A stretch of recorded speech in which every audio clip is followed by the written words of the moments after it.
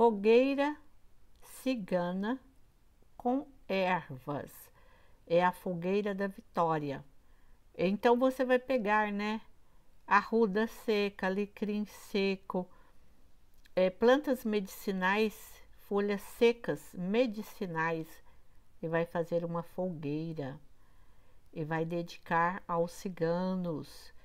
Hoje, dia de Santa Sara Kali, protetora dos ciganos, dia dos ciganos, 24, 25. Ciganos faz festa 3 dias, gente. Então vamos lá, 23, 24, 25. Vocês estão vendo que é uma fogueira diferenciada. Olha aí, ó.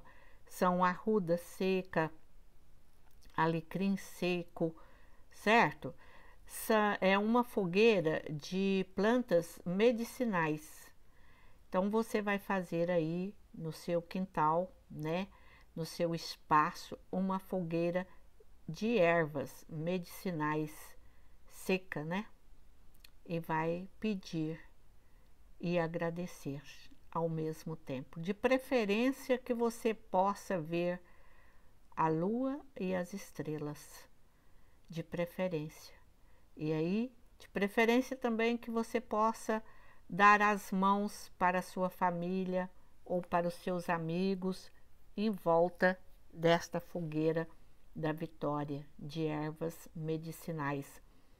E que você possa falar a frase "juntos somos fortes", e que você possa decretar, cada membro falando saúde, alegria, felicidade, amor, paz, união.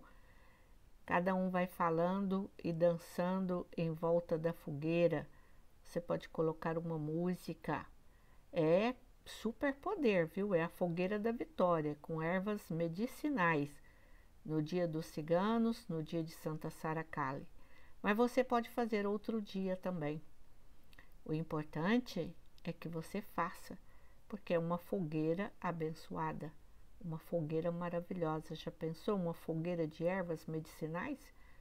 Nossa, que maravilha, hein? E se você não tiver os raminhos, você pode comprar, né, as folhas, né?